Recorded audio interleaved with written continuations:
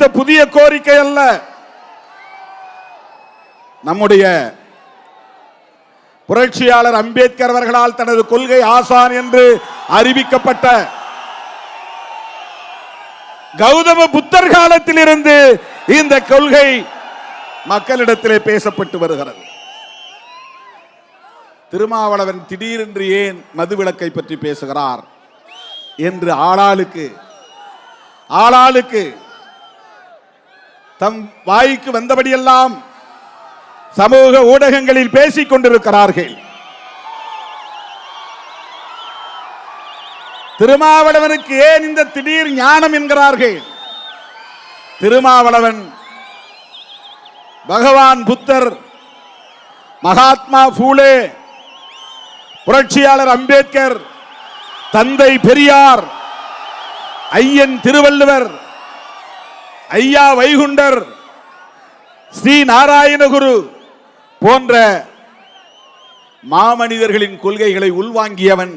அந்த ஞான வம்சத்தில் இருந்து வந்தவன். அதனால் எனக்கு அந்த ஞானம் உதித்தது.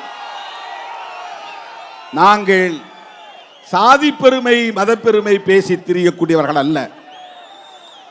பகவான் புத்தரின் கொள்கைகளை பேசக்கூடியவர்கள். அதனால்தான் புத்தருக்கு சிலை இங்கே, அதனால்தான் புரட்சியாளர் அம்பேத்கரின் சிலை இங்கே, அதனால்தான் மேடை முகப்பிலே பகவான் புத்தரின் திருவுருவம் பொறிக்கப்பட்டிருக்கிறது. முகப்பிலே இருக்கிற வரவேற்பு வளைவிலே ஒரு புறம் ஐயன் திருவள்ளுவர், இன்னொரு புறம் கௌதம புத்தர், ஒரு புறம் தந்தை பெரியார், இன்னொரு புறம் பேரறிஞர் அண்ணா, ஒரு புறம் புரட்சியாளர் அம்பேத்கர், பெருந்தலைவர் காமராஜர். இந்த மாநாட்டிலே மிக முக்கியமாக ஒரு கவனிக்க வேண்டிய ஒரு செய்தி, இதுவரையில் நம் மேடைகளில் பார்த்திராத ஒன்று, இதுவரையில் நாம் பயன்படுத்தப்படாத ஒரு உருவம், இரண்டு உருவங்கள். ஒருவர் தேசப்பிதா காந்தியடிகள், அவருக்கு இங்கே வெட்டுருவங்களை வைத்திருக்கிறோம். இன்னொருவர் மூதறிஞர் ராஜாஜியின் வெட்டுருவத்தை, கட் அவுட் வெட்டுருவத்தை வைத்திருக்கிறோம். ஏன்? இது தேர்தலுக்காக அல்ல, அரசியல் உள்நோக்கம் கொண்ட மாநாடு அல்ல. மதுவை வேண்டாம் என்று சொல்லக்கூடிய மாமனிதர்கள் அத்தனை பேருடைய வாழ்த்துக்களும் நமக்கு தேவை. காந்தியடிகளின் கொள்கைகளில் நமக்கு விமர்சனங்கள் இருக்கலாம், ஆனால் அவருடைய கொள்கைகளில் நமக்கு இரண்டு கொள்கைகள் உடன்பாடு உண்டு. ஒன்று மத சார்பின்மை, இன்னொன்று மதுவிலக்கு. அவருடைய உயிர் மூச்சு கொள்கைகளில் ஒன்று மதுவிலக்கு. அதனால்தான் காந்தியடிகளின் பிறந்த நாளில் அக்டோபர் 2 இந்த மாநாட்டை விடுதலை சிறுத்தைகள் கட்சி நடத்துகிறது.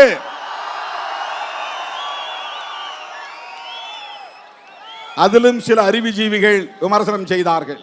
ஏன் அம்பேத்கர் பிறந்த நாள் கிடைக்கவில்லையா? அவருடைய நினைவு நாள் இல்லையா? எதற்காக காந்தி பிறந்த நாள்? நாம் முதலில் அறிவித்தது செப்டம்பர் 17 தந்தை பெரியார் பிறந்த நாள். அதை தள்ளி வைத்ததற்கு 2 காரணம். ஒன்று, நாடாளுமன்ற கூட்டத்தொடரில் நாம் கவனம் செலுத்த நேர்ந்து விட்டது, மாநாட்டுக்கு கால அவகாசம் இல்லை. இரண்டாவது, இந்த பகுதியிலே பாட்டாளி மக்கள் கட்சியை சார்ந்தவர்கள் சமூக நீதி நாள் என்று 17ஆம் தேதி விழுப்புரம் மாவட்டம் எங்கும் நிகழ்ச்சி நடத்துவதுண்டு. அப்படிப்பட்ட சூழலில் எதிரும் புதிருமாக மக்கள் திரண்டு வருவதை தவிர்க்க வேண்டும் என்பதற்காக, அந்த காரணங்களுக்காக செப்டம்பர் 17 நடத்துவதாக அறிவிக்கப்பட்ட மாநாட்டை காந்தியடிகளின் பிறந்த நாள் அடுத்து வருகிறது. அந்த நாள் பொருத்தமான நாள், சரியான நாள் என்று முடிவு செய்து நாம் அறிவித்து இன்றைக்கு நடத்தி கொண்டிருக்கிறோம். தோழர்களே, கௌதம புத்தர் 5 ஒழுக்கங்களை, பஞ்சசீலங்களை போதித்தவர். அதிலே மிக முக்கியமானது மதுவிலக்கு. மது அருந்தக்கூடாது, மது அருந்தக்கூடாது, பொய் சொல்லக்கூடாது, திருடக்கூடாது. இதெல்லாம் புத்தரின் போதனைகள். கொலை செய்யக்கூடாது, வரைமுறையற்ற காமம் கூடாது.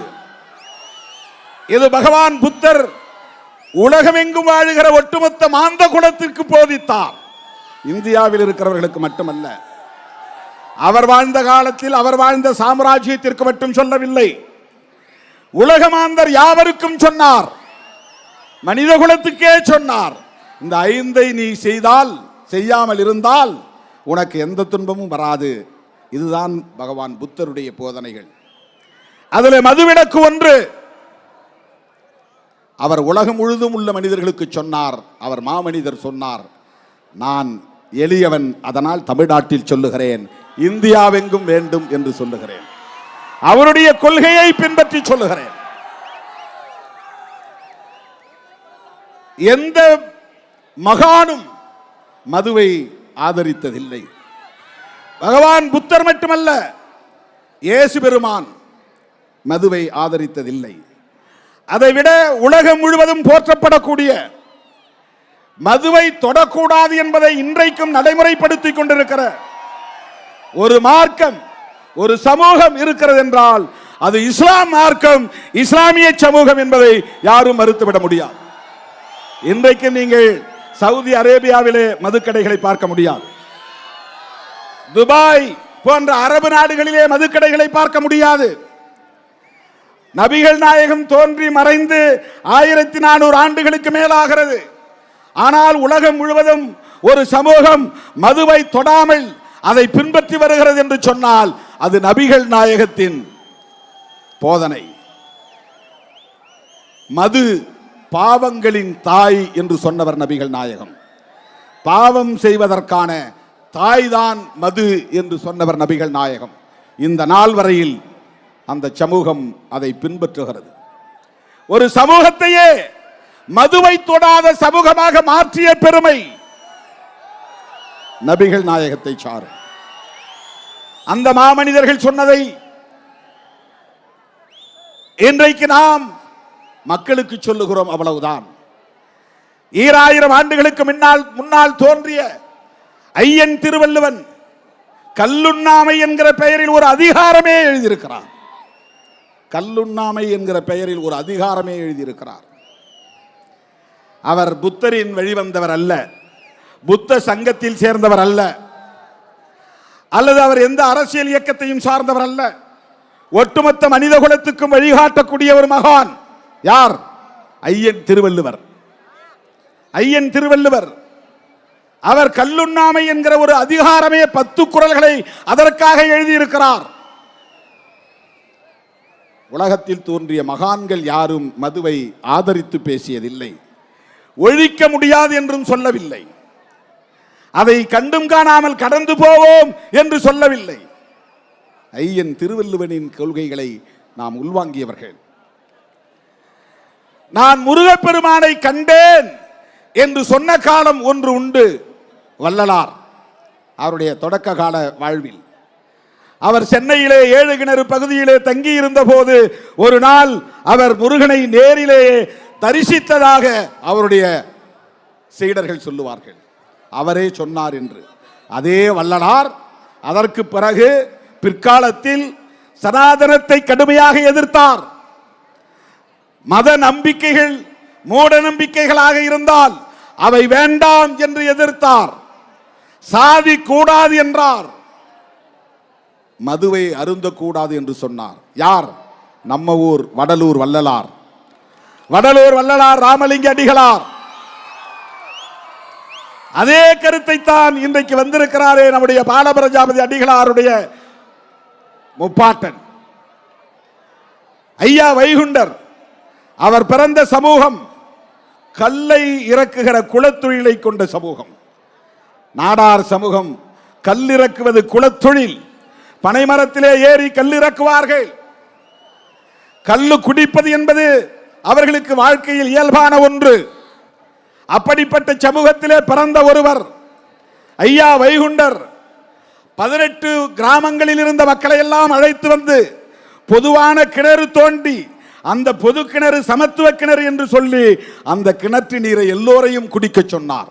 மீனவர்களை, தீண்டப்படாதவர்களை, நாடார் சமூகத்தை சார்ந்தவர்களை, இப்படி 18 கிராமங்களில் இருந்து 10க்கும் மேற்பட்ட சாதியினரை எல்லாம் வரவழைத்து அதுவும் ஒரு சமஸ்தானத்தின் கட்டுப்பாட்டில் இருந்த பகுதிகளே, சாதியம் தலைவிரித்தாடிய திருவிதாங்கூர் சமஸ்தானத்தின் கட்டுப்பாட்டில் இருந்த சாமித்தோப்பு பகுதியிலே சமத்துவ கிணறு 150 ஆண்டுகளுக்கு முன்னால் தோன்றியவர் ஐயா வைகுண்டர்.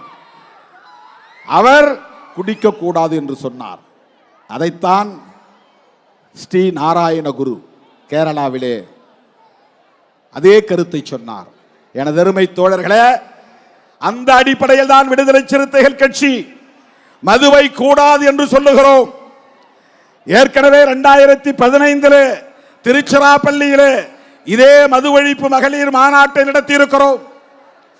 ஊர் ஊராக வீதி வீதியாக வீடு வீடாக சென்று மது ஒழிப்பு பிரச்சார துண்டறிக்கைகளை கொடுத்திருக்கிறோம். நடந்து முடிந்த நாடாளுமன்ற கூட்டத்தொடரில் கடைசியாக அன்றைக்கு பேசக்கூடிய வாய்ப்பு கிடைத்த போது நிர்மலா சீதாராமன் உட்பட அங்கு அமர்ந்திருந்தார்கள். அப்போது நான் சொன்னேன், அரசமைப்பு சட்டம் உறுப்பு எண் 47 டைரக்டிவ் பிரின்சிபல்ஸ் என்கிற வழிகாட்டும் நெறிகள் என்கிற பகுதியிலே உறுப்பு எண் 47 இந்திய ஒன்றிய அரசுக்கும் மாநில அரசுகளுக்கும் வழிகாட்டுகிறது. என்ன வழிகாட்டுகிறது? மக்களுக்கான ஊட்டச்சத்து உறுதிப்படுத்தப்பட வேண்டும், அவர்களுடைய சுகாதாரமான வாழ்வாதாரத்தை உறுதிப்படுத்த வேண்டும். அதைவிட மருத்துவத்திற்கு பயன்படுகிற போதை மருந்துகளை தவிர மனிதர்கள் உட்கொள்ளுகிற போதை மருந்துகள் அனைத்தையும் தடை செய்ய வேண்டும். இதுதான் ஆர்டிகிள் 47. அரசமைப்பு சட்டம் யார் எழுதியது? அரசமைப்பு சட்டம் யார் எழுதியது? புரட்சியாளர் அம்பேத்கர் எழுதினார்.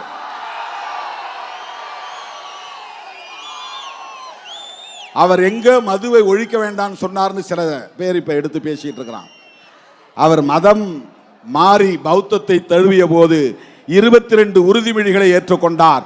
அந்த 22 உறுதிமொழிகளில் ஒரு உறுதிமொழி, நான் என் வாழ்நாளில் ஒரு முறை கூட மதுவை தொடமாட்டேன். அவன் தான் புத்திஸ்ட். புத்திஸ்ட் யார்? மதுவை தொடமாட்டேன். புரட்சியாளர் அம்பேத்கர் அவர்கள் உறுதிமொழியை ஏற்றுக்கொண்டார். உறுதிமொழியை ஏற்றுக்கொண்டார். அந்த 47 அரசமைப்பு சட்டம் உறுப்பு எண் 47 சொல்லுவதை சுட்டிக்காட்டி நாடாளுமன்றத்தின் மக்களவையிலே நான் பேசினேன்.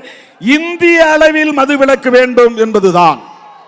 உடனே தமிழ்நாட்டில் மதுவிலக்கு வேண்டான்ட்டார் திருமாவளவன். இந்த அரைவேக்காடுகள் எல்லாம் ஊடகங்களிலே வாய்க்கு வந்தபடி விமர்சனங்கள். தமிழ்நாடு உட்பட இந்தியா முழுவதும் மதுவிலக்கு வேண்டும். தமிழ்நாட்டில் இருக்கிறவர்கள் மட்டும்தான் பாதுகாக்கப்பட வேண்டும் என்று இல்லை. இந்தியா முழுவதும் எளிய மக்கள் பாதிக்கப்படுகிறார்கள். உழைக்கிற மக்களின் வாழ்வாதாரம் சுரண்டப்படுகிறது. மனித வளம் பாழாகிறது. இவ்வளவு பேர் இருக்கிறோம். இதுல எத்தனை பேர் என்ஜினியர் என்று தெரியாது? என்ஜினியர் இருக்கலாம். உங்களில் எத்தனை பேர் டாக்டர் என்று தெரியாது? உங்களில் டாக்டர்கள் வரலாம். உங்களில் எத்தனை பேர் சினிமா இயக்குநர்களாக இருப்பீர்கள் என்று தெரியாது. உங்களில் இருந்து சிறப்பான புகழ்பெற்ற சினிமா திரைப்பட இயக்குநர்கள் வரலாம். உங்களில் எத்தனை பேர் ஆற்றல் வாய்ந்த பேச்சாளர்கள் இருப்பீர்கள் என்று தெரியாது. உங்களில் பேச்சாளர்கள் வரலாம். உங்களில் எத்தனை பேர் சிறந்த கவிஞர்கள் இருப்பீர்கள் என்று எனக்கு தெரியாது. மிக சிறப்பான கவிதைகளை படைக்கிற படைப்பாளிகள் நீங்கள் இருக்கலாம். உங்களில் எத்தனை பேர் பேராசிரியர்களாக இருப்பீர்கள் எனக்கு தெரியாது. வரலாம்.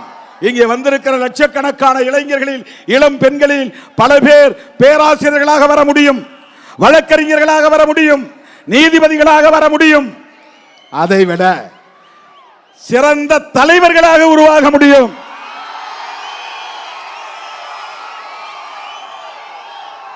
எனக்கு கண்களில் தெரிகிறது. என் உயிரின் உயிரான விடுதலை சிறுத்தைகள் நல்ல தலைமை பண்புள்ள ஆற்றல் வாய்ந்த இளைஞர்களாக வளருவார்கள். கருத்தியல் சார்ந்து வளருவார்கள். இந்த தேசத்தை சாதி வெறியரிடமிருந்தும் மதவெறியிடமிருந்தும் கட்டி காப்பாற்றி நல்வழிப்படுத்துவார்கள் என்கிற நம்பிக்கை இருக்கிறது. உங்களில் அவ்வளவு பேர் இளமையாக இருக்கிற போது தெரியாது.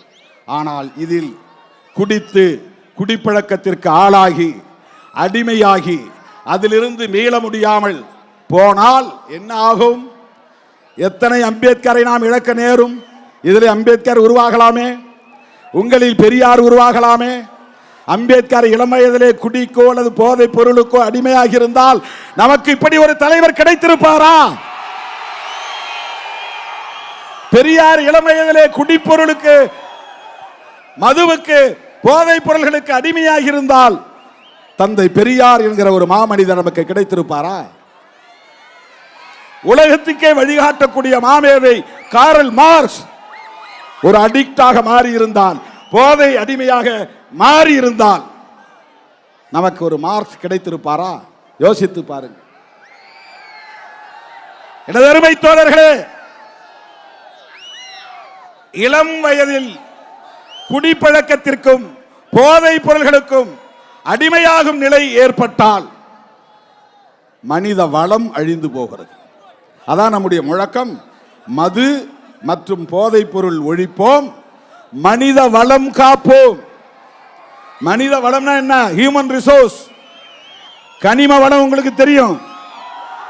கனிம வளம் பாறைகளிலே இருக்கிறது, மண்ணுக்கடியிலே இருக்கிறது. மனித வளம் மதிப்பிட முடியாதது. உங்களில் எத்தனை பேர் எவ்வளவு பெரிய ஆற்றல் படைத்த தலைவர்கள் இருக்கிறீர்கள் என்று நம்மால் மதிப்பிட முடியாது. அம்பேத்கர் படிக்க வாய்ப்பில்லாமல் போயிருந்தால் என்ன ஆகியிருக்கும்? அவர் கிராமத்தில் எங்கோ ஒரு இடத்திலே ஆடு மாடு மேய்த்துக் கொண்டிருந்திருப்பார். யாரோ ஒரு ஆண்டை சாதிக்கு அடிமை வேலை செய்து கொண்டிருந்திருப்பார். ஆனால் அவர் நல்ல கல்வியை பெற்றதால் அவர் மிக உயர்ந்த இடத்திற்கு வர முடிந்தது. உலகமே போற்றக்கூடிய இடத்திற்கு உயர முடிந்தது. இதுதான் மனித வளம்.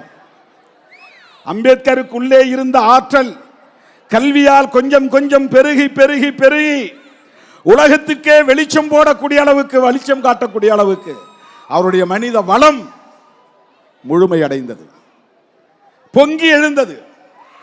அப்படி இந்த மனித வளம் பாழாகிறது.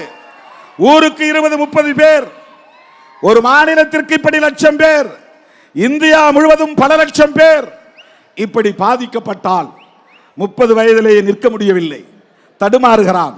40 வயதிலேயே கல்லீரல் பாதிக்கப்பட்டு, நுரையீரல் பாதிக்கப்பட்டு மெல்ல மெல்ல மருத்துவமனையில் கிடந்து சாகும் நிலை ஏற்படுகிறது. மனித வளம் பாழாகிறது. இப்படி மனித வளம் பாழாக கூடாது என்பதற்காகத்தான் நாம் இந்த கோரிக்கையை வைக்கிறோம். இந்த மாநாட்டில் யார் வேண்டுமானாலும் பங்கேற்கலாம். இது அனைவருக்குமான பொது கோரிக்கை. இதில் அரசியல் வேண்டாம், இதில் அரசியல் சாயம் பூச வேண்டாம், தேர்தல் கணக்குகளை பேச வேண்டாம், கூட்டணி அரசியலை பேச வேண்டாம் என்று எல்லாவற்றையும் இணைத்து கடந்த மாதம் 10ஆம் தேதி நான் ஒரு பேட்டி கொடுத்தேன். அதே பேட்டியிலே அடுத்த நொடியிலே அந்த வார்த்தைகள் இருக்கின்றன. ஆனால் இங்குள்ளவர்கள் என்ன செய்தார்கள்? திருமாவளவன் அதிமுகவுக்கு அழைப்பு விடுத்தார்.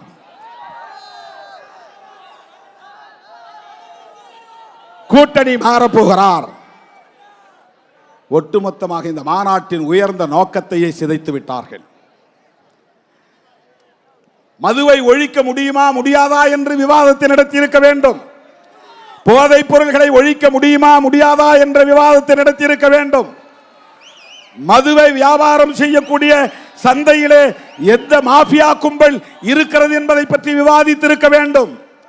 போதைப் பொருள்கள் தமிழ்நாட்டில் மட்டும்தான் பயன்பாட்டில் இருக்கிறதா, இந்தியா முழுவதும் இருக்கிறதே, அந்த போதைப் பொருள்களின் புழக்கத்திற்கு பின்னால் இருக்கிற மாஃபியா கும்பல் யார் யார் என்று விவாதம் நடத்தி இருக்க வேண்டும். மது ஒழிப்புக்காக இதுவரையில் என்னென்ன இயக்கங்கள் நடந்திருக்கின்றன என்பதை விவாதித்திருக்க வேண்டும். காந்தியடிகள் எப்படி இதனை உயிர் மூச்சு கொள்கையாக ஏற்றுக்கொண்டார், பரப்பினார் என்பதை விவாதித்திருக்க வேண்டும். காங்கிரஸில் இருந்த காலத்திலே தந்தை பெரியாரும் அவருடைய துணைவியார் நாகம்மையாரும் அவருடைய சகோதரி கண்ணம்மாவும் எப்படி காந்தி கொள்கையை ஏற்றுக்கொண்டு மது விலக்குக்காக போராடினார்கள் என்பதை விவாதித்திருக்க வேண்டும். காந்தி சொன்னார் என்பதற்காக தமது தோட்டத்திலே இருந்த தோப்பிலே இருந்த 500க்கும் மேற்பட்ட தென்னை மரங்களை வெட்டி எறிந்தவர் பெரியார். பெரியாருடைய பங்களிப்பை பேசி இருக்க வேண்டும். திராவிட முன்னேற்ற கழகத்தை நிறுவிய நிறுவனர் தலைவர் பேரறிஞர் அண்ணா மதுவிலக்கு கொள்கையிலே எப்படி உறுதியாக இருந்தார், அதை விவாதித்திருக்க வேண்டும். ஊடகங்களில் பேசக்கூடியவர்கள் அதை பேசி இருக்க வேண்டும். திருமாவளவன் இப்போது கிளம்பியிருக்கிறாரே, இவரால் மதுவை ஒழித்து விட முடியுமா என்று, மதுவை ஒழிப்பதற்கு என்ன சாத்தியக்கூறுகள் இருக்கின்றன, ஒழிக்க முடியாது என்பதற்கு என்ன சிக்கல்கள் இருக்கின்றன என்பதை விவாதித்திருக்க வேண்டும்.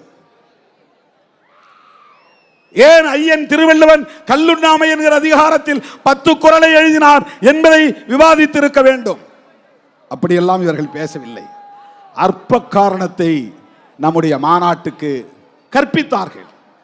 திருமாவளவன் ஏதோ கணக்கு போட்டுதான், இன்னும் 1.5 வருஷத்துக்கு மேல இருக்கு, 18 மாதங்கள் இருக்கின்றன. எதுக்கு? 2026 சட்டமன்ற தேர்தலுக்கு இன்னும் 18 மாதங்கள். இதுல 3 மாசம், 25 12 மாசம், அதுல ஒரு 4 மாசம், அவ்வளவு நாட்களுக்கு பின்னால் வரப்போகிற தேர்தலுக்கு இப்போதே நாம் அடி போடுகிறோம் என்று அரசியல் பேசுகிறார்கள், விவாதம் செய்கிறார்கள். இந்த மாநாட்டின் உயர்ந்த நோக்கத்தையே திசை திருப்பி விட்டார்கள், மடைமாற்றம் செய்து விட்டார்கள். எல்லாரும் சேர்ந்து காவிரி நீருக்காக பேச வேண்டும் என்று நாம் சொன்னதில்லையா? ஈழத்தமிழர் பிரச்சனை வந்த போது திமுக அதிமுக எல்லோரும் சேர்ந்து ஒற்றை குரலாக பேச வேண்டும் என்று நாம் சொன்னதில்லையா? சில பிரச்சனைகளுக்காக நாம் சேர்ந்து பேசுவது தானே தேவை. மது ஒழிப்பு என்பது தமிழ்நாட்டுக்கான பிரச்சனையா? அது ஒரு தேசிய பிரச்சனை இல்லையா? இந்தியா முழுவதும் அது பிரச்சனையாக இருக்கிறதா இல்லையா? தமிழ்நாட்டில் மட்டும்தான் மதுக்கடைகள் திறந்திருக்கின்றனவா? ஆந்திராவிலே இல்லையா? கேரளாவிலே இல்லையா? அங்கே குடிப்பவர்கள் யார்? அதனால் பாதிக்கப்படுகிறவர்கள் யார்? இளம் வயதிலேயே செத்து போகிறவர்கள் யார்? உழைக்கிற மக்கள் தானே. கேரளாவிலும் தான் இருக்கிறது, எந்த மாநிலத்திலே இல்லை? பீகார் குஜராத்தை தவிர. வடகிழக்கு மாநிலங்களில் மிசோரம் நாகாலாந்தை தவிர இந்தியா முழுவதும் ட்ரை டேஸ் 4 நாள் தாங்கிறான். ட்ரை டேஸ்னா என்னன்னா உலர்ந்த நாட்கள், ஈரம் இல்லாத நாட்கள். அது ஆங்கிலத்தில் சொல்றான். காந்தி பிறந்த நாள், காந்தி ஜெயந்தி, இன்னைக்கு ட்ரை டே இந்தியா முழுவதும். ஆனா நேத்தே வாங்கி வச்சிருப்பானுங்க சரக்க, இன்னைக்கு அடிப்பானுங்க கடை மூடிடும். நாளைக்கு மூட போறான்னு தெரிஞ்சா முத நாளே டபுளா வாங்கி வச்சிருவாங்க. அதனால இன்னைக்கு ட்ரை டேங்கிறதெல்லாம் சும்மா. காந்தி ஜெயந்தி அன்னைக்கு கடைகளை மூடுறாங்க இந்தியா முழுக்க. சுதந்திர தினத்தன்னைக்கு கடைகளை மூடுறாங்க இந்தியா முழுக்க. குடியரசு தினத்தன்னைக்கு கடைகளை மூடுறாங்க. மகாவீரர் பிறந்த நாள் கடைகளை மூடுறாங்க. கௌதம புத்தர் பிறந்த நாள் கடைகளை மூடுறாங்க. இப்ப ஐயா பாலபிரஜாபதி அடிகளார் வைகுண்டர் பிறந்த நாளிலும் கடைகளை மூடுங்கள், லீவு விடுங்கள், விடுமுறை விடுங்கள் என்று கேட்கிறார். இந்த 7-8 நாட்கள் தான் தோழர்களே இந்தியா முழுவதும் கடைகள் மூடப்படுகிற நாட்கள். மற்ற நாட்கள் எல்லாம் ஆராய் பெருக்கெடுத்து ஓடுகிறது. இந்தியா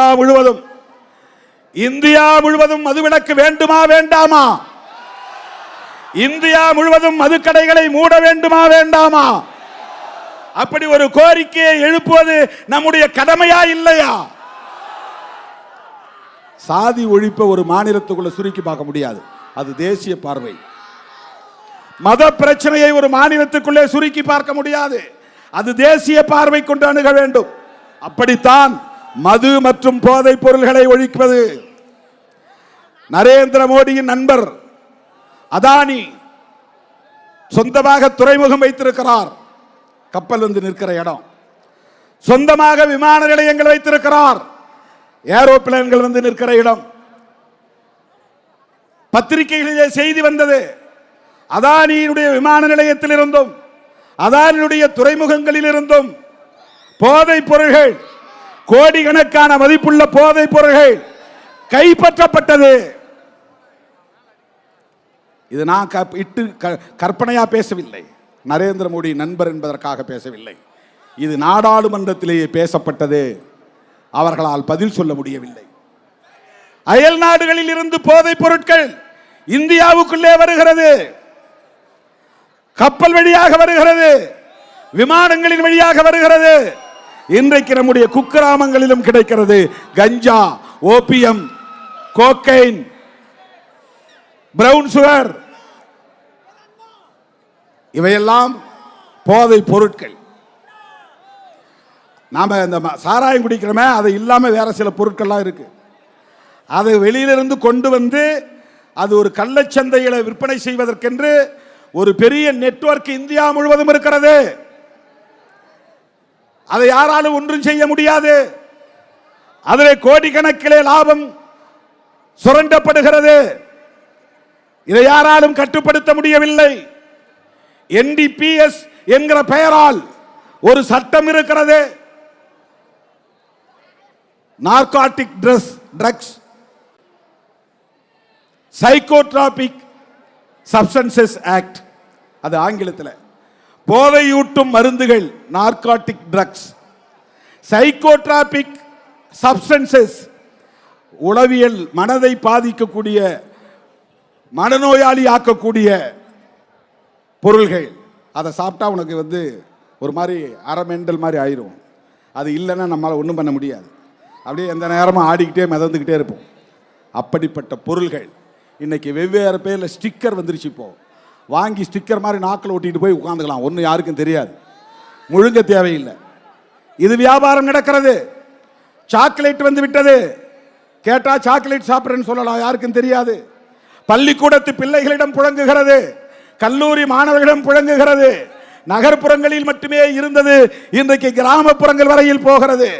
இதற்கு பின்னால் ஒரு பெரிய மாஃபியா கும்பல் இருக்கிறது. இதை தடுக்க வேண்டுமா வேண்டாமா?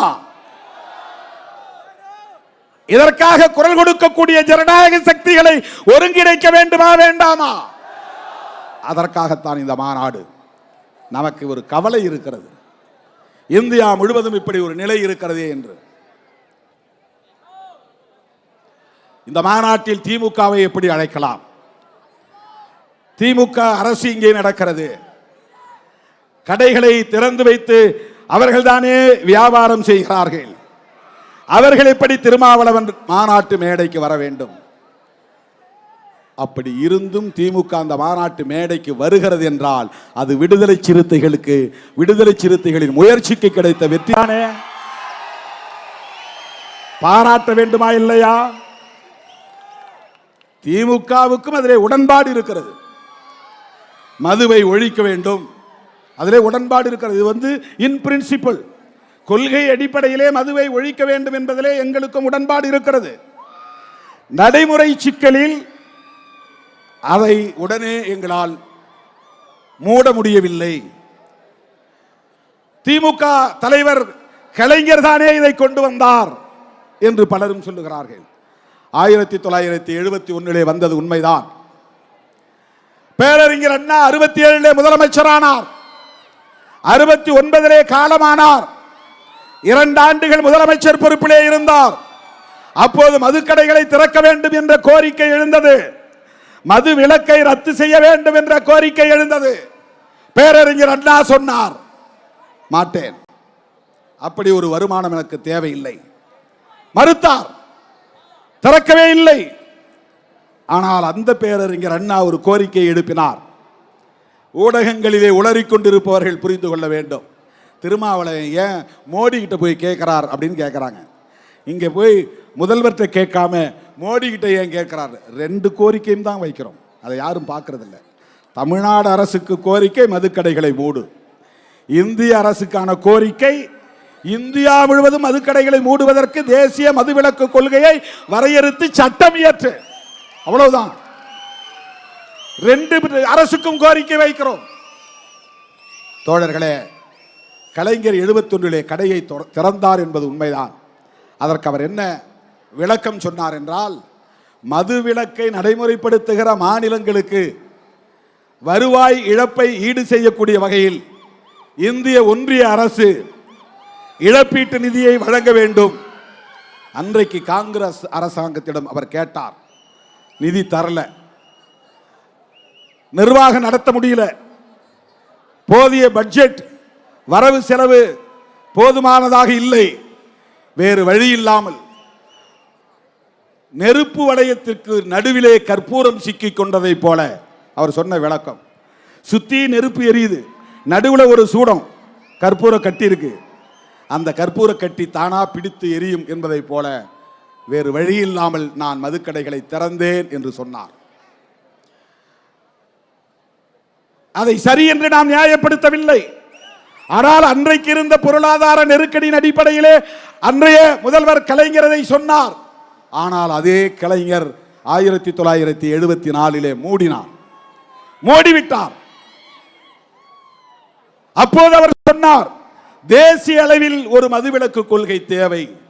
அதுதான் இங்கே நாம் வைக்கிற கோரிக்கை. அதற்கு பிறகு மதுக்கடைகளை திறந்தது யார்? யாரும் அதை பேசுவதில்லையே. அதன் பிறகு இங்கே மதுக்கடைகளை திறந்தது மட்டுமில்லாமல் டாஸ்மாக் என்கிற நிறுவனத்தை உருவாக்கியது யார்? நம்ம தம்பிங்களாம் டாஸ்மார்க் டாஸ்மார்க் மார்க் இல்ல, அதுக்கு முன்னால கெடா மார்க்னு சாராயம் வந்துச்சு. அதெல்லாம் உங்களுக்கு தெரியாது, எனக்கு தெரியும். எல்லா ஊர்லேயும் சாராய கடை இருக்கும். அந்த கடையெல்லாம் இப்போ தனியார்கிட்ட விட்டுருவாங்க. அவர் ஒரு குறிப்பிட்ட அமௌண்ட்டை மட்டும் வாங்கிட்டு மொத்தமாக தனியார்கிட்ட விட்டுருவாங்க. அவன் உள்ளூரில் சாராயத்தை உற்பத்தி பண்ணி கெடா மார்க், மீசை மார்க் அப்படின்லாம் சாராயம் விற்பனை பண்ணுவான். அந்த மாதிரி மார்க்குன்னு நினச்சிக்கிட்டு டாஸ்மார்க்ன்றாங்க. டாஸ்மார்க் இல்லை, TASMAC, TASMAC, Tamil Nadu state marketing corporation, Tamil Nadu மாநில வாணிப கழகம். இதை உருவாக்கிய அரசு எது? யாரும் இதை பேசுவதில்லையே. எம்ஜிஆருக்கு இதில் என்ன பங்கு? ஜெயலலிதா அம்மையார் இதில் என்ன செய்தார்? இன்றைக்கு ஆட்சி பொறுப்புக்கு வந்திருக்கிற திராவிட முன்னேற்ற கழக தலைவர் ஸ்டாலின் அவர்கள் வந்த பிறகா இந்த மதுக்கடையை திறந்தார் என்ற கேள்வியும் எழுகிறது. நான் டிஃபெண்ட் பண்ணி பேசவில்லை. உரையாடக்கூடியவர்கள் எப்படி பேசுகிறார்கள், வாதாடக்கூடியவர்கள் எப்படி பேசுகிறார்கள், அதற்குள்ளே என்ன சூட்சமம் இருக்கிறது, சூழ்ச்சி இருக்கிறது என்பதை புரிந்து கொள்ள வேண்டும். பேசக்கூடியவர்கள் யாரும் எம்ஜிஆர் காலத்திலே மதுக்கடைகள் ஏலம் விடப்பட்டன. ஜெயலலிதா காலத்திலே மதுக்கடைகளை அரசாங்கமே வியாபாரம் செய்யக்கூடிய வகையில் சட்டப்பூர்வமாக்கியது, முறைப்படுத்தியது. அது தொடர்கிறது, தொடர்ந்து கொண்டே இருக்கிறது. அது தொடரும் போது மு.க. ஸ்டாலின் முதல்வராகி இருக்கிறார். இவர் உருவாக்கவில்லை, இவர் புதிதாக திறக்கவில்லை. மூட வேண்டும். நான் அவரை தனியே சந்தித்த போது சொன்னார், எனக்கு என்ன மூடக்கூடாது நான் நினைக்கிறேனா? மூடணும் தான் நானும் நினைக்கிறேன். பதறி போய் சொன்னார். இப்படியெல்லாம் ஊடகங்களில் பேசுகிறார்களே, உங்கள் கட்சியை சார்ந்தவர்களும் பேசுகிறார்களே, மூட வேண்டும் என்றுதான் எனக்கும் பதைப்பு இருக்கிறது. ஆனால் நிர்வாக நடைமுறை சிக்கல்கள் இருக்கின்றன, பார்ப்போம். நான் அதை மனதிலே வைத்துக் கொள்கிறேன். அதன் பிறகுதான் ஒரு கூட்டத்திலே, மண்டலவாரி செயற்குழு கூட்டத்திலே பேசும்போது நான் சொன்னேன், திராவிட முன்னேற்ற கழக அரசு இந்த மதுக்கடைகளை துணிந்து மூடினால் வருகிற 2026 சட்டமன்ற தேர்தல் வருவதற்கு முன்னதாக இந்த மதுக்கடைகளை திமுக அரசு மூடினால் திமுகவே மீண்டும் ஆட்சிக்கு வரும். அந்த சூழல் தமிழ்நாட்டிலே இருக்கிறது என்று நான் சொன்னேன். அதற்கு என்ன காரணம்? திமுக ஆட்சிக்கு வர வேண்டும் என்பதல்ல நோக்கம். திமுக ஆட்சிக்கு வருவோம் என்கிற வாய்ப்பை பயன்படுத்தியாவது திமுக அரசு இந்த மதுக்கடைகளை மூட வேண்டும் என்பதுதான் நம்முடைய நோக்கம். உங்களுக்கு என்ன லாபம் என்று கேட்டார்கள். மதுக்கடைகளை மூடினால் அது சிறுத்தைகளுக்கு லாபம். மதுக்கடைகள் மூடப்பட்டால் அது சிறுத்தைகளுக்கான வெற்றி. மதுக்கடைகள் மூடப்பட்டால் மக்களுக்கு நலம் பயக்கும். அது மட்டும் இல்லாமல் தமிழ்நாடு அரசு நம்முடைய தீர்மானங்களில் சொல்லி இருக்கிறோம், நேரில் சந்திக்கும் போதும் சொன்னோம், நீங்க சட்டமன்றத்தில் தீர்மானம் நிறைவேற்றி அனுப்ப வேண்டும். ஆர்டிகிள் 47 அடிப்படையில் இந்திய அரசு ஒரு நேஷனல் பாலிசி, தேசிய மதுவிலக்கு கொள்கையை கொண்டு வருவதற்கு, அதன் அடிப்படையிலே ஒரு சட்டம் இயற்றுவதற்கு தமிழ்நாடு சட்டமன்றத்திலே தீர்மானம் நிறைவேற்ற வேண்டும். இது முதல்வருக்கு நாம் விடுத்திருக்கிற கோரிக்கை. இதையெல்லாம் யாரும் பேசவில்லை. சராசரி அரசியல்வாதியாக நம்மை எடை போடுகிறார்கள். நான் சொல்ல விரும்புகிறேன், ஒருவேளை தேர்தல் அரசியலே வேண்டாம் பெரியாரை போல, ஐயா வைகுண்டரை போல மக்கள் நலம் காக்கிற ஒரு சமூக இயக்கமாகவே நடத்தவும், அப்படி ஒரு இயக்கத்தை வழிநடத்தவும் கூட திருமாவளவன் தயாராவானே தவிர முன்வைத்த காலை ஒருபோதும் திருமாவளவன் பின்வைத்ததில்லை, பின்வைக்க மாட்டான். எனக்கு அந்த தேவையில்லை. எனக்கு என்ன பயம்? என்னுடைய கைகள் சுத்தமாக இருக்கிறது, என் கைகள் சுத்தமாக இருக்கின்றன. இன்னைக்கு காலையில காந்தி மண்டபம் போனேன். காந்தி மண்டபத்தில் காந்தி சிலைக்கு மாலை போட்டுவிட்டு அப்புறம் காமராஜர் சிலைக்கு மாலை போடலாம் என்று தோழர்கள் ஏற்பாடு செய்திருந்தார்கள். காந்தி மண்டபத்துக்கு போகும்போது போலீஸ் வந்து என்கிட்ட சொன்னாங்க, சார் கவர்னர் வராரு, கவர்னர் வந்து மாலை போட்ட பிறகுதான் மற்றவங்க எல்லாம் போடணும். இப்போ நான் போய் போட முடியாதா? சாரி சார், போட முடியாது. ஏன்? கவர்னர் வந்து போகிறது 10:30 மணி ஆயிரும். எனக்கு இங்கே உளுந்தூர்பேட்டை வரணும், அங்கிருந்து 4 மணி நேரம், மற்றவங்களுக்கெல்லாம் 4 மணி நேரம்னா எனக்கு 6 மணி நேரம் ஆகும். நம்ம தோழர்கள் அங்கங்கே மறிப்பாங்க, ஒவ்வொரு டோல்கேட்லையும் அங்கே ஆள் நிற்கும், வழியில் நின்று மறிப்பாங்க, நேரம் ஆயிரும். 4 மணிக்கெல்லாம் நம்ம வந்து மேடைக்கு போகணும். அதனால் காந்தி சிலைக்கு வாங்கின மாலையும் எடுத்துக்கிட்டு போய் காமராஜர் மண்டபத்திலே எல்லா மாலையும் மொத்தமாக வச்சுட்டு அவருக்கு வீர வணக்கம் செலுத்திட்டு வந்துட்டோம். ஆனால் ஊடகங்களில் என்ன எழுதுகிறார்கள்? மேனாள் ஆளுநர் அக்கா தமிழிசை காந்தியை அவமதித்து விட்டார். அப்புறம் காந்தி மது ஒழிப்புக்கு போராடியவர், அவருக்கு இவர் மரியாதை செய்யல, மது ஒழிப்பு மாநாடு நடத்துறாரு, அவருடைய கொள்கைக்கே அது எதிராக இருக்குமோ அப்படின்னு சொல்றாரு. அவங்க என்ன சொல்ல வராங்கன்னா, திருமாவளவன் தினந்தோறும் பாட்டில் திறக்கக்கூடிய ஆள் அப்படின்னு சொல்றாங்க. அக்கா தமிழிசை அவர்களே, நீங்கள் குடிக்க மாட்டீர்கள் என்று நான் நம்புகிறேன், உங்களுக்கு குடிப்பழக்கம் இருக்காது என்று நான் நம்புகிறேன். உங்களைப் போல்தான் நானும், எனக்கு அந்த பழக்கம் இல்லை. நான் தடய அறிவியல் துறையிலே ஒரு அறிவியல் உதவியாளராக, ஒரு இளநிலை விஞ்ஞானி என்கிற பொறுப்பிலே பணியாற்றினேன். அப்போ ஒவ்வொரு 3 மாதத்துக்கும் ஒரு டிவிஷன் மாற்றுவாங்க. அதில் ஒரு டிவிஷன் புரோகிபிஷன், மதுவிலக்குத்துறை. மதுவிலக்குத்துறையில் என்னன்னா, போலீஸ் பிடிச்சிட்டு வரான் பாருங்க கள்ளச்சாராயம், திருட்டுத்தனமாக ஊரல் காய்ச்சறான்னு பாருங்க அந்த ஊரல், அப்புறம் மது ஆலைகள் உற்பத்தி பண்ணுறாங்கல்ல, பீர், விஸ்கி, பிராண்டி, அதெல்லாம் பாட்டிலாக முதல்ல அங்கே தான் வரும், எங்ககிட்ட தான் வரும். நாங்கள் பிப்பெட்டு வச்சு உறிஞ்சி அதை குடுவையில் போட்டு அதை ஆய்வு பண்ணி அதில் எவ்வளவு ஆல்கஹால் இருக்கு அப்படின்னு கண்டுபிடிச்சு சர்டிஃபிகேட் கொடுக்குற இடத்துல நான் வேலை செஞ்சேன். சர்டிஃபிகேட் கொடுத்தேன், நான் கையெழுத்து போடணும். பீரில் 4% 5% தான் ஆல்கஹால் இருக்கணும், ஆல்கஹால் தான் போதை தரக்கூடிய ஒன்று. பிராண்டி விஸ்கிலாம் 35% மேலே இருக்கும். 100 மில்லி எடுத்துக்கிட்டால் 35% ஆல்கஹால் இருக்கும். 35 மில்லி, 40 மில்லி. பிராந்தியில் 40க்கு மேலே, அதெல்லாம் ராவா குடிக்க முடியாது, பீர் அப்படியே ஊற்றிக்கலாம். பிராந்தி விஸ்கியில் ஏதாவது கலந்து சோடா கலந்து தான் குடிக்கணும், இல்லைன்னா தண்ணி ஊற்றி தான் குடிக்கணும். ஏன்னா அவ்வளவு கான்சன்ட்ரேட்டட் ஆல்கஹால் இருக்கும், அடர் ஆல்கஹால் இருக்கும் அதில், அது குடலை அப்படியே புண்ணாக்கிரும் அந்த ஆல்கஹால். ஒவ்வொரு நாளும் அதை எடுத்து அதை பிப்பெட்டு வச்சு உறிஞ்சணும். விரும்புனா நம்ம உறிஞ்சி குடிக்கலாம், அது யாருக்கும் தெரியாது. டேஸ்ட் பண்ணலாம், யாருக்கும் தெரியாது. ஒரு ஓரத்தில் தான் உட்காந்து வேலை செய்வோம், பிப்பெட்டு வச்சு உறிஞ்சணும் தினந்தோறும் பாட்டிலில். நாங்கள் டெஸ்ட் பண்ணி சர்டிஃபிகேட் கொடுத்த பிறகுதான் அவன் வந்து லேபிள் ஒட்டி மார்க்கெட்டுக்கு வரும். அந்த வேலை செய்தவனா. அப்போ கூட தப்பித்தவறி என் நாவில் ஒரு சொட்டு மது கூட பட்டதில்லை.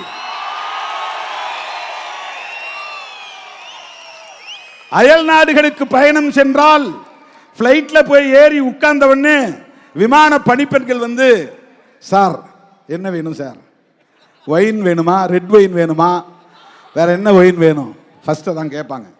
போய் வண்டியில் ஏறி உட்கார்ந்தோடனே பிஸ்னஸ் கிளாஸில் தண்ணி குடிக்கிறீங்களா கேட்க மாட்டாங்க, சாராயம் குடிக்கிறீங்களா, மது குடிக்கிறீங்களான்னு தான் கேட்பாங்க. 11 மணி நேரம், 12 மணி நேரம், 24 மணி நேரம் ஃப்ளைட்லேயே போகணும். அமெரிக்கா போனால் வேற வழி இல்லை, எல்லாரும் அதில் குடிச்சிட்டு தான் போவாங்க. எத்தனையோ பல நாடுகளுக்கு நான் பயணம் செய்திருக்கிறேன், என் வாழ்நாளில் ஒரு முறை கூட அதை நான் தொட்டதில்லை. அக்கா தமிழிசைக்கு சொல்ல நான் கடமைப்பட்டு இருக்கிறேன். ஒரு டவுட்டோட கேட்குறாங்க, ஒரு டவுட், ஒரு சந்தேகத்தோட, ஒருவேளை அது அவர் கொள்கைக்கு முரணா இருக்குதோ அதுக்காக சொல்றேன், அதற்காக சொல்லுகிறேன். காந்தியடிகளின் சிலையில் மாலை போடக்கூடாது என்று தடுத்தது காவல்துறை. ஆளுநர் வந்த பிறகுதான் மாலையிட வேண்டும் என்று சொன்னது காவல்துறை. எங்களுக்கு காந்தியோட நிறைய விமர்சனங்கள் உண்டு, அது வேறு. அவருக்கு இந்து மதத்தின் மீது நம்பிக்கை உண்டு, அடுத்த பிறவியின் மீது நம்பிக்கை உண்டு, சனாதனத்தின் மீது நம்பிக்கை உண்டு, சாதிய கட்டமைப்பின் மீது நம்பிக்கை உண்டு. தீண்டாமை மட்டும்தான் ஒழிய வேண்டும் என்று சொன்னார். அதனால்தான் அம்பேத்கருக்கும் காந்திக்கும் மோதல் வந்தது. நீ என்ன சாதி வாழ்கன்னு சொல்றீங்க, நான் சாதி ஒழிகன்னு சொல்றேன். இதுதான் அம்பேத்கருக்கும் காந்திக்கு இருந்த முரண்பாடு. நேருக்கு நேர் மோதல் நடந்தது. அந்த காலத்தில் காந்தி ஒரு சமூகத்திற்கு ஹீரோ என்றால் அவர்களுக்கு அம்பேத்கர் வில்லன், அம்பேத்கர் ஹீரோ என்றால் காந்தி வில்லன். அப்படித்தான் அரசியல் போனது. அதுதான் ஒரு காலத்திலே இருந்த அரசியல், அதுதான் ஒரு காலத்திலே இருந்த அரசியல். ஆனால் இன்றைக்கு நாங்கள் காந்தியடிகளின் பிறந்த நாளிலே இதை செய்கிறோம் என்று சொன்னால், காங்கிரஸ் கட்சியோடு நாங்கள் தேர்தல் உறவையும் கொண்டிருக்கிறோம் என்று சொன்னால், அதற்கு நாங்கள் உள்வாங்கி இருக்கிற 2 கோரிக்கை நீங்க புரிஞ்சுக்கீங்க. எவன் புரிஞ்சுக்கிறான் புரிஞ்சுக்கலாம், நமக்கு அதை பற்றி கவலை இல்லை. வேற எவனும் புரிந்து கொள்ள வேண்டிய அவசியம் இல்லை. திருமாவளவனை பற்றி யார் எது பேசினாலும் பேசட்டும், அதை நான் ஒரு பொருட்டாக எடுத்துக்கொள்ளப் போவதில்லை. என் தலைமையை ஏற்று என்னோடு களத்தில் நிற்கிற என் உயிரின் உயிரான விடுதலை சிறுத்தைகளே, எவன் குழப்பினாலும் குழம்பக்கூடாது. காந்தி அடிகளை நாங்கள் இன்றைக்கு கட் அவுட் மூலமாக இங்கே வைத்திருக்கிறோம், படத்தை திறந்திருக்கிறோம். அவருடைய கருத்துக்களில் 2 கருத்துக்களை நமக்கு உடன்பாடு உண்டு. ஒன்று செக்யூலரிசம், மதசார்பின்மை. மதசார்பின்மை அம்பேத்கருக்கும் உடன்பாடு, ஜவஹர்லால் நேருவுக்கும் உடன்பாடு, காந்தியடிகளுக்கும் உடன்பாடு. அன்னைக்கு மட்டும் காந்தியடிகள் நேருவை கூப்பிட்டு, தம்பி நான் சொல்றதை கேளு, கவர்மெண்ட்டுக்கு ஒரு ஸ்டேட் ரிலீஜன் வேண்டும், இந்து மதம் இந்த அரசாங்கத்தின் மதமாக இருக்கட்டும் என்று சொல்லி இருந்தால் நேருவாலேயே மீறி இருக்க முடியாது. ஜவஹர்லால் நேரு காந்திக்கு கட்டுப்பட்டவராக இருந்தார். ஆனால் இந்துக்களும் முஸ்லிம்களும் ஒற்றுமையாக இருக்க வேண்டும். அவரவர் மதம் அவரவருக்கு, அவரவர் நம்பிக்கை அவரவருக்கு, அரசாங்கத்திற்கு மதம் கூடாது. இதுதான் மதசார்பின்மை. இதை சொன்னார் என்பதற்காகத்தான் RSS கும்பலை சார்ந்த நாத்துராம் கோட்சே என்பவன் கையெடுத்து கும்பிட்டு கொண்டே போய் அந்த மாமனிதரை பக்கத்தில் நெருக்கத்தில் நின்று துப்பாக்கியால் சுட்டுக் கொன்றான். இந்த மதம் தவறானது என்று சொன்ன அம்பேத்கரை சுடவில்லை. இந்த மதத்தில் இருக்க நான் வெட்கப்படுகிறேன் என்று சொன்ன அம்பேத்கரை சுடவில்லை. நான் பிறக்கும் போது ஒரு இந்துவாக பிறந்திருக்கலாம், சாகும் போது ஒரு இந்துவாக சாக மாட்டேன் என்று அந்த மதத்தை விட்டு வெளியேறி 10 லட்சம் பேரோடு பௌத்தம் தழுவிய புரட்சியாளர் அம்பேத்கரை அவன் சுடவில்லை. அந்த மதத்தை உயிருக்கு உயிராக நேசித்த, மூச்சுக்கு 300 முறை ஹரே ராம் ஹரே ராம் ஹரே ராம் என்று சொன்ன நாத்துராம் கோட்சே சுட்ட போது கூட அப்படியே ஹரே ராம் என்று சொல்லிக்கொண்டே மண்ணில் சரிந்து விழுந்த அந்த காந்தியடிகளை எவன் சுட்டான்? RSS காரன் சுட்டான். சாவர்கரின் மாணவன் நாத்துராம் கோட்சே சுட்டான். அவன் சுட்டதற்கு ஒரே காரணம் காந்தியடிகள் ஏற்றுக்கொண்ட மதசார்பின்மை என்பதுதான். அதனால் தான் காங்கிரஸோடு இருக்கிறோம், விடுதலை சிறுத்தைகள் கட்சி. அதனால் தான் காந்தியின் பிறந்த நாளில் இந்த மாநாட்டை நடத்துகிறோம். மதசார்பின்மை என்பதை போல மதுவிலக்கிலே உறுதியாக இருந்தார் புரட்சியாளர் அம்பேத்கர், மகாத்மா காந்தி, ஜவஹர்லால் நேரு, தந்தை பெரியார், பேரறிஞர் அண்ணா, இவர்களெல்லாம் இந்த புள்ளியில் ஒரே நேர்கோட்டில் பயணிக்கக்கூடியவர்கள், ஒரே நேர்கோட்டில் பயணிக்கக்கூடியவர்கள். அதை உணர்ந்து கொண்டவர்கள் விடுதலை சிறுத்தைகள், அதை உள்வாங்கி இருப்பவர்கள் விடுதலை சிறுத்தைகள். ராஜாஜிக்கு ஏன் கட் அவுட்? ராஜாஜி யார்? அவர் ஒரு பார்ப்பன சமூகத்தை சார்ந்தவர், உங்களுக்கு தெரியும். அண்ணா அவரை பற்றி சொல்லுவாராம், எல்லாருக்கும் தலையில தான் மூளை, ராஜாஜிக்கு மட்டும் உடம்பெல்லாம் மூளை.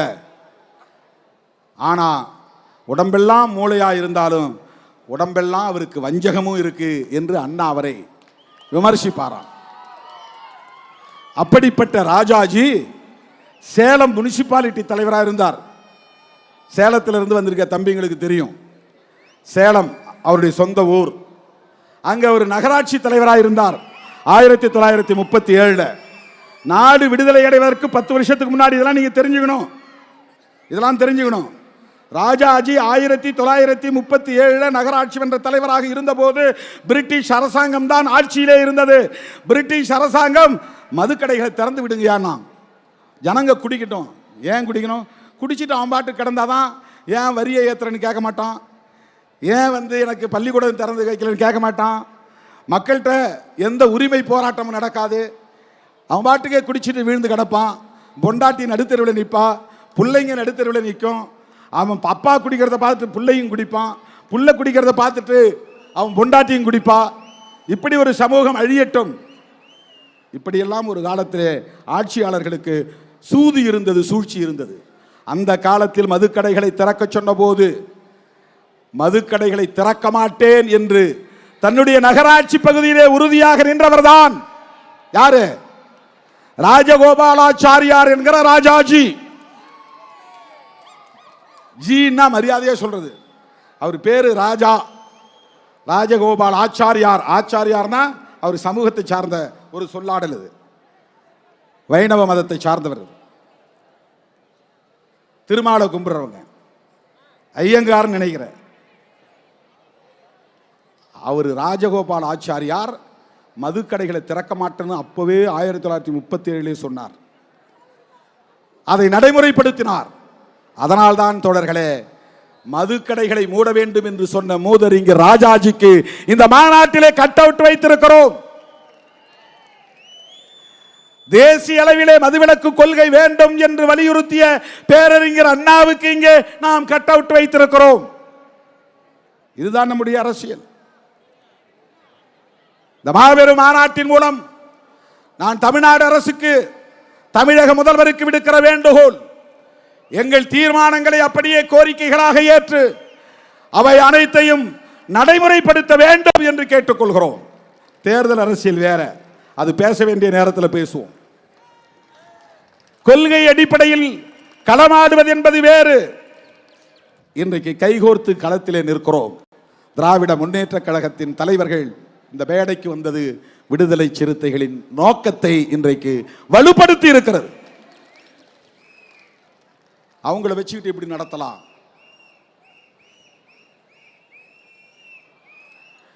இன்னொருத்தர் கேட்கிறார், திறந்தது இவங்க, மூடுறது அவங்களான்னு. பெரிய அறிவுஜீவின்னு நினைச்சிட்டு கேட்கிறாங்க. புதுசா பெரிய கண்டுபிடிப்பு. இந்திய ஒன்றிய அரசுக்கு பொறுப்பு இருக்கிறதா இல்லையா? வேடிக்கை பார்ப்பது மட்டும்தான் ஒன்றிய அரசின் கடமையா? 1954 பண்டித ஜவஹர்லால் நேரு அவர்கள் பிரதமராக இருந்த காலத்தில் ஸ்ரீமன் நாராயணன் என்பவர் தலைமையிலே ஒரு குழுவை அமைத்தார்கள். அதிலே 6-7 பேர் உறுப்பினர்களாக இருந்தார்கள். 2 பேர் எதிர்கருத்துக்களை பேசினார்கள். என்ன கருத்து பேசினார்கள் தெரியுமா? பழங்குடி மக்கள்லாம் தினந்தோறும் வேலை செய்யணும்னா அவன் குடிக்கணும். அவன் என்ன சொல்றான்னா, எஸ்சி எஸ்டி மக்கள் தான் கூட்டுறாங்க, தினந்தோறும் நீங்க போய் கூட்டிட்டு இருக்கீங்களா? அப்படி ஒரு பேரு இந்தியா முழுக்க. எஸ்சி எஸ்டி மக்கள் தான் கக்கூஸ் கழுவுறாங்க, தினந்தோறும் நீங்க கக்கூஸ் கழுவிட்டு உட்கார்ந்துருக்கீங்களா? இதுதான் இந்தியா முழுக்க இருக்கிற உளவியல். உழைக்கிற மக்களை, விவசாயம் செய்யக்கூடிய மக்களை கக்கூஸ் கழுவுகிற சாதி என்று பொத்தாம்பதுவிலே பெயர் சுட்டி வைக்கிறார்கள். எவ்வளவு பெரிய அயோக்கியத்தனம் இது! பறை அடித்ததால் தான் பறையங்கிறான். ஊர்ல எத்தனை பேர் பறை அடிக்கிறான்? அது அயோக்கியத்தனம். இது ஒரு ஊர்ல 1-2 பேர் தான் பறை அடிப்பான், வேற யாரும் அடிக்கிறது கிடையாது. யாருக்கு அடிக்க தெரியாது. ஊர்ல 1-2 பேர் ஆண்டை சாதிக்காரன் வச்சிருப்பான், என் வீட்டில் பணம் வந்துச்சு வந்து அடிச்சுட்டு போவான். இப்பெல்லாம் அது எவனும் போறது கிடையாது. பிறந்த உடனே எல்லாம் கண்ணு முழிச்சதும் சென்னைக்கு வந்துடுறான், பாம்பேக்கு போயிடுறான், நாக்பூர் போயிடுறான், டெல்லிக்கு போயிடுறான். நீயே உன் சாணியை அள்ளிக்கடான்ட்டு போயிடுறான் அவன். நீயே உன் பணத்தை போய் புதைச்சிக்கோ, நீயே எழுது சொல்ல போ, அப்பதான் உனக்கு புத்தி வரும். இப்ப 10 ஆண்டுகளாக இது இது திருமாக்காலம் என்று பாடல் பாடுகிறோமே, வாயை கட்டி பாட்டு இருக்கிறதே, வாயை கட்டி கையை கட்டி வாழ்ந்தது அந்த காலம். அது அந்த காலம், இது திருமா காலம் என்ற அந்த பாடல் எவன் இன்றைக்கு பறையடிக்கிறான்? இவருக்கு பேரு பறையன்னு பேரு. எவ்வளவு பெரிய அயோக்கியத்தனம் இது! அதில் இருக்கிறவன் சொல்றான், அந்த கமிட்டியில் இருக்கிறவன் சொல்றான், அவங்க எல்லாம் ரொம்ப கீழ்த்தரமான வேலை செய்யறாங்க, அந்த வேலை செய்யணும்னா அவன் குடிக்கணும். சட்டமன்றத்தில் இதே மாதிரி ஒரு விவாதம் வந்துச்சு. தேவதாசி முறையை ஒழிக்கிறதுக்கு அண்ணா ஆட்சி காலத்திலே, கலைஞர் ஆட்சி காலத்திலே ஒரு சட்டம் வந்தது. அந்த சட்டம் வந்தப்ப ஒரு அம்மா எழுந்திருச்சு, ஐயோ அப்படிலாம் அதெல்லாம் ஒழிக்கக்கூடாது, தேவதாசியில் இருந்தால் நல்லது, அப்பதான் திமிரு பிடிச்ச ஆண்களால குடும்பத்து பெண்கள் எல்லாம் பாதிக்கப்படாமல் பாதுகாப்பாக இருப்பாங்க. ஒரு குறிப்பிட்ட சில பெண்கள் தேவதாசிகளாக இருந்தால் குடும்பத்து பெண்கள் பாதுகாக்கப்படுவாங்களாம். அதுக்காக ஒரு பெண்மணி பிறந்தா அவளுக்கு பொட்டு கட்டி விட்டுருவாங்க. பொட்டு கட்டி விட்டுட்டா ஊரில் பொதுவானவள்னு அர்த்தம், யார் வேண்டதுனாலும் அந்த பெண்ணோட பழகலாம். இப்படி ஒரு காலத்தில் இருந்துச்சு. இதை ஒழிக்கிறது சட்டம் கொண்டு வந்தப்போ அவங்க சொன்னது, அப்போ பதில் சொன்னார்கள் சட்டமன்றத்தில், இத்தனை காலம் எங்கள் பெண்கள் பொட்டு கட்டி இருந்தார்கள், இனிமேல் நீங்கள் அந்த தொழிலை கொஞ்ச காலம் செய்யுங்கள், உங்கள் வீட்டு பெண்கள் அதை செய்யட்டும். அப்படிதான் இப்ப இன்னைக்கு நாம கேட்க வேண்டியிருக்கு. அவன் என்ன சொல்றான் பாருங்க, கக்கூஸ் கழுவுறவனுக்கு தண்ணி வேணும், பெனஞ்சுடுறவனுக்கு தண்ணி வேணும், பறை அடிக்கிறவனுக்கு தண்ணி வேணும், குடிச்சாதான் அவன் அந்த வேலையை செய்ய முடியும், கூட்டுறவனுக்கு தண்ணி வேணும், குடிச்சாதான் அந்த வேலையை செய்ய முடியும். எப்படி நியாயப்படுத்துறான் பாருங்க. ஆனால் ஸ்ரீமன் நாராயணன் குழு 1955 உடனடியாக பரிந்துரைகளை தந்தது. அந்த பரிந்துரைகளைத்தான் இன்றைக்கு நாங்கள் நினைவூட்டுகிறோம். அவன் என்ன சொன்னா, குறிப்பிட்ட ஒரு தேதியை சொல்லி, இந்த தேதிக்குள்ள எல்லா மாநில அரசும் மதுக்கடைகளை மூடுவோம் என்று உறுதியளிக்க வேண்டும். ஒரு குறிப்பிட்ட தேதிக்குள்ளாக இந்திய ஒன்றிய அரசு மதுவிலக்கை நடைமுறைப்படுத்த சட்டம் கொண்டு வர வேண்டும். அதை தாண்டா இன்னைக்கு நாங்க சொல்றோம். ஸ்ரீமன் நாராயணன் குழு சொன்ன பரிந்துரைகளை நடைமுறைப்படுத்துங்கள். நரேந்திர மோடியே அதை நடைமுறைப்படுத்துங்க. இல்லைன்னா நீ இப்போ ஒரு என்கொயரி கமிட்டி போடு, புரோஹிபிஷனுக்கு ஒரு என்கொயரி கமிட்டி போடு. அது உனக்கு பிடிக்கல, ஸ்ரீமன் நாராயணனுக்கு பிறகு தேக்சந்த் கமிட்டி வந்துச்சு. ஜஸ்டிஸ் தேக்சந்த் அப்படிங்கிறவர் தலைமையில் மறுபடியும் ஒரு கமிட்டி போட்டாங்க 1970, 20 வருஷம் கழிச்சு. அந்த கமிட்டி பரிந்துரை செய்தது. ஆனா மாநில அரசியல் ஒத்துக்கல, அதனால கடப்பில் போட்டாங்க. இப்ப நாங்க சொல்றோம், இந்துக்கள் தானே அதிகம் குடிக்கிறாங்க, முஸ்லிம்கள் குடிக்கலையே, கிறிஸ்தவர்கள் குடிக்கலாம் ஒருவேளை, இஸ்லாமியர்கள் 99% பேர் குடிக்கிறது இல்லை எனக்கு தெரிஞ்சு. ஒருவேளை 90% பேரை வச்சுங்க, 10% பேரை விடுங்க. ஆனா இந்து சமூகத்தில் நீங்க சொல்லக்கூடிய இந்துக்களாக கருதப்படக்கூடிய விளிம்பு நிலை மக்கள் எத்தனை சதவீதம் பேர் குடிக்கிறார்கள்? இந்துக்களின் பாதுகாவலர்கள் என்று சொல்லிக் கொள்ளுகிற நரேந்திர மோடி அவர்களே, அமித்ஷா அவர்களே, இந்து சமூகத்தை பாதுகாக்க உங்களுக்கு பொறுப்பு இருக்கிறதா இல்லையா? மது கடைகளை மூட வேண்டிய பொறுப்பு உங்களுக்கு உண்டா இல்லையா? மாநில அரசுகளே முடிவு செய்யட்டும் என்றால் ஒருபோது முடிவு செய்ய மாட்டார்கள். நீங்களே ஒரு முடிவை செய்யுங்கள். தேசிய அளவிலே மதுவிலக்கு சட்டம் கொண்டு வாருங்கள்.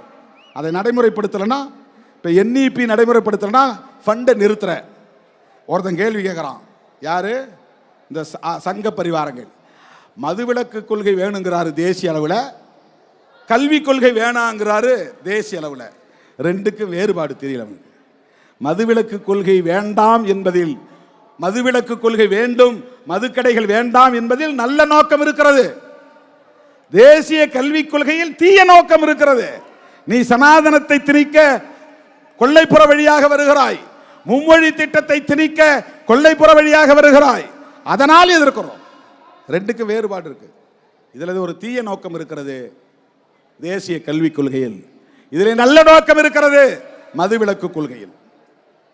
ஆகவேதான் மத்திய அரசுக்கு, இந்திய ஒன்றிய அரசுக்கு, மோடி அரசுக்கு விடுதலை சிறுத்தைகள் கோரிக்கை விடுக்கிறது. இந்தியா முழுவதும் மதுவிலக்கை நடைமுறைப்படுத்த வேண்டும். எனது அருமை தோழர்களே, என் உயிரின் உயிரான விடுதலை சிறுத்தைகளே,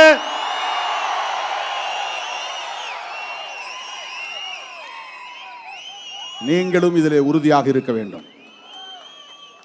அப்படி இப்படி இருந்தா என்னையோட விட்டுறணும். பெண்கள் உறுதியாக இருக்க வேண்டும். வீட்டில் சண்டை பிடிங்க, குடிச்சிட்டு வந்தா சோறு இல்லைன்னு சொல்லுங்க. குடிச்சிட்டு வந்தா சோறு இல்லை, வெளியே போ. பெண்கள் இந்த யுத்தத்தை தொடங்க வேண்டும், வீட்டில் இருந்து தொடங்க வேண்டும். யாருக்கு இந்த பொறுப்பு இருக்கோ இல்லையோ, இதெல்லாம் ஒன்றும் பண்ண முடியாது. திருமாவளவன் மேடையில் பேசிட்டு போறான். நான் 2015 சொன்னேன், அடிவயிறு எரிய எரிய சொல்லுகிறேன் என்று வேதனையோடு சொன்னேன். நாடாளுமன்றத்திலும் சொன்னேன், மிகுந்த வேதனையோடு சொல்லுகிறேன். மனித வளம் பாழாகிறது, இந்தியா முழுவதும் மனித வளம் பாழாகிறது. எனவே மது மற்றும் போதை பொருள்களை ஒழிப்பதற்கு தேசிய அளவில் ஒரு கொள்கை வேண்டும், சட்டம் வேண்டும், அதை தீவிரமாக நடைமுறைப்படுத்த வேண்டும். கள்ளச்சந்தைகளில் புழங்குகிற போதை பொருட்கள் அனைத்தையும் தடை செய்ய வேண்டும். விழுப்புரத்து மாவட்டத்தை சுற்றி 9 இடத்துல சோதனை சாவடி இருக்கு. ஒவ்வொரு மாவட்டத்திலும் பார்டர்ல இந்த சாராயத்தை கடத்திட்டு வர்றதை கண்டுபிடிக்கிறதுக்கு டோல்கேட் வச்சிருக்கிறாங்க. இந்த டோல்கேட் இல்லை, சாராயம் கடத்துற கும்பலை பிடிக்கிறதுக்கு டோல்கேட் இருக்கு. மற்ற மாவட்டங்களில் 2, 1, 3 தான் இருக்கு. விழுப்புரத்தில் 9 இடங்கள்ல இருக்கு. அதை மீறி கள்ளச்சாராயம் கள்ளக்குறிச்சியில். எப்படி அந்த 9 டோல்கேட்டை மீறி வந்துச்சு சாராயம்? எப்படி எக்கியார் குப்பத்திலே மரக்காணத்திலே மெத்தனால் வந்தது? அங்கே 22 பேர், 10 பேர் மீனவர்கள், 4 பேர் தலித்துகள், மற்றவர்கள் 8 பேர் வெவ்வேறு சமூகங்களை சார்ந்தவர்கள். எல்லா சமூகங்களும் பாதிக்கிறார்களா இல்லையா? தலித்துகள் மட்டும்தான் பாதிக்கிறார்களா? எண்ணி பார்க்க வேண்டும். கள்ளக்குறிச்சியிலே செத்தது 69 பேர். 69 பேரிலே 15 பேர் பழங்குடி மக்கள், இஸ்லாமிய குடும்பத்தை சார்ந்தவர்கள் சிலர், 10க்கும் மேற்பட்டவர்கள் வன்னியர் சமூகத்தை சார்ந்தவர்கள். மாதவச்சேரி என்கிற கிராமத்திற்கு போனேன். அங்கிருந்த பாமக கார தம்பி ஒருவர் ஓடி வந்து என் கையை பிடித்து கொண்டு சொன்னார், அண்ணா தினந்தோறும் மாலையிலே இங்கு சாராயம் விற்கப்படுகிறது, இந்த இடத்துல தான் விற்கிறாங்க, ஊருக்குள்ள நடுவில் வந்து விற்கிறான், யாராலும் கேட்க முடியல. ஊருக்குள்ள தெருவுக்குள்ள கள்ளச்சாராயம் விற்கப்படுகிறது. என்னிடத்திலே வந்து சொன்ன தம்பி ஒரு பாட்டாளி மக்கள் கட்சிக்கார பையன் ஓடி வந்து சொன்னான். என் வண்டியிலேயே கொஞ்ச தூரம் பயணம் செய்தான். வன்னியர் தெருவுக்குள்ளே சாராயம், கள்ளச்சாராயம் விற்கப்படுகிறது. எல்லாம் சொல்றவன் என்ன சொல்றான்னா, திருமாவளவன் போராட்டம் நடத்துறது எதுக்காகனா அவங்க சாதி சனம்லாம் பாதிக்கப்படுறாங்க, அதனால போராட்டம் நடத்துறாரு. இந்த மாதிரி ஒரு அற்பத்தனம் வேற என்னவா இருக்க முடியும்? அயோக்கியத்தனம், ஒரு கீழ்த்தரமான புத்தி, கீழ்த்தரமான புத்தி. காஞ்சிபுரத்தில் நான் ஒரு கோரிக்கை வச்சேன். ஒருத்தன் எழுதுறான், ஒரு முட்டாள். நான் என்ன கோரிக்கை வச்சேன்னா, அண்ணா கனவு கண்டார், இந்திய எதிர்ப்பு போராட்டத்தில் தாளமுத்து நடராசன் 2 பேர் இறந்தார்கள், அது பெரியாருடைய போராட்டத்தில் பெரிய ஊக்கத்தை தந்தது. இந்த 2 பேரும் 2 சமூக பின்னணி கொண்டவர்கள். நடராசன் தலித் சமூகத்தை சார்ந்தவர், ஆதி திராவிடர். தாளமுத்து நாடார் சமூகத்தை சார்ந்தவர். இந்த 2 சமூகமும் பெரியார் எடுத்த போராட்டத்திற்கு பக்கத்துணையாக இருந்திருக்கிறது. எனவே பெரியார், நாங்கள் ஆட்சிக்கு வந்தால் பெரியாரும் தாளமுத்து நடராசனும் இருப்பதை போல சிலை ஒன்றை நிறுவுவோம். இது அண்ணா கண்ட கனவு. அதை சொல்லிட்டு தான் நான் சொல்றேன். முதலமைச்சர் அவர்களே, அண்ணன் தளபதி ஸ்டாலின் அவர்களே, நீங்கள் ஆட்சியில் இருக்கும் போதே இந்த கோரிக்கை நிறைவேற்ற வேண்டும். நான் ஒரு கோரிக்கையை சொல்ல போகிறேன் அப்படின்னு சொன்ன உடனே எல்லாரும் பத்திரிகைக்காரன் பூரா ஏதோ மது ஒழிப்பு பற்றி தான் பேச போறாரு, மது கடைகளை மூட சொல்ல போறாரு அப்படின்னு எல்லாம் பதற்றமா இருந்தாங்க. நான் சொன்னேன் என்ன சொன்னேன்னா, பெரியார், நடராசன், தாளமுத்து ஆகியோர் கொண்ட உருவச் சிலைகளை நிறுவுங்கள், அது அண்ணாவின் இயக்கம் என்று சொன்னேன். ஒருத்தன் எழுதுறான், இதுலயும் சாதி பார்க்கிறார் திருமாவளவன், நடராசன் என்கிற ஒரு தலித்துக்கு சிலை வைக்கணுங்கிறதுக்காக இப்படி ஒரு கோரிக்கை வைக்கிறார் அப்படின்றான். அப்படி சிந்திக்கிற அவன்தான் சாதி புத்தி உள்ளவனே தவிர நாம் இல்லை. அண்ணா கேட்டதை நாம் சொன்னோம், அண்ணாவின் இயக்கத்தை நாம் சொன்னோம். இந்த போராட்டத்தை நாம் முன்னெடுத்திருப்பது பெரியார், அம்பேத்கர் போன்ற மாமனிதர்களின் கொள்கைகளை உள்வாங்கி இருப்பதனால் ஏற்பட்ட தாக்கம், அவ்வளவுதான். ஐயன் திருவள்ளுவனுடைய அரசியலை உள்வாங்கி கொண்டதனால் ஏற்பட்ட தாக்கம், ஐயா வைகுண்டரை படித்ததனால், நாராயணகுருவின் போதனைகளை உள்வாங்கியதனால், வள்ளலாரை வாடிய பயிரை கண்டபோதெல்லாம் வாடினேன் என்று சொன்னாரே, அந்த வள்ளலாரை ஓரளவுக்கு உள்வாங்கி இருப்பதனால் மது வேண்டாம் என்கிறோம். எனவே மாண்புமிகு முதல்வர் அவர்களுக்கு லட்சோப லட்சக்கணக்கான விடுதலை சிறுத்தைகளின் சார்பில் விடுக்கிற வேண்டுகோள், எங்கள் தீர்மானங்கள் அனைத்தையும் கோரிக்கைகளாக ஏற்று அவற்றை நடைமுறைப்படுத்துவதற்கு முன்வர வேண்டும். இந்திய ஒன்றிய அரசுக்கு நாங்கள் விடுக்கிற வேண்டுகோள், தேசிய அளவில் மதுவிலக்கு கொள்கையை வரையறுத்து தேசிய மதுவிலக்கு சட்டம் ஒன்றை கொண்டு வர வேண்டும். இந்த இரண்டு கோரிக்கைகளையும் வலியுறுத்தி அடுத்தடுத்து நாம் டிஜிட்டல் சிக்னேச்சர் கேம்பெயின் எடுக்கிறோம். ஆன்லைன் மூலமா கையெழுத்து இயக்கம் தொடங்கி வச்சேன்ல, அதுதான். அதற்கடுத்து கிராமப்புறங்களில் இன்றைக்கு நீலம் சிவப்பு சீருடை அணிந்து வந்த பெண்கள் லட்சக்கணக்கிலே, ஏறத்தாழ 2 லட்சம் மகளிர் இந்த மாநாட்டுக்கு வந்து உட்கார இடமில்லாமல் திரும்பி போயிருக்கிறார்கள். அவர்கள் கிராமந்தோறும் மதுவிலக்கு மகளிர் குழுவை உருவாக்க போகிறோம். மதுவிலக்கு மகளிர் குழுவை உருவாக்க போகிறோம். அந்த மகளிர் குழு அந்த கிராமத்தில் மதுவை ஒழிப்பதற்கு என்னென்ன செயல் திட்டங்களை வரையறுக்க வேண்டும் என்பதையும் இந்த இயக்கம் முன்னெடுக்கும் என்பதை சொல்லி என் அழைப்பை ஏற்று ஓடோடி வந்த என் உயிரின் உயிரான விடுதலை சிறுத்தைகள் அனைவருக்கும்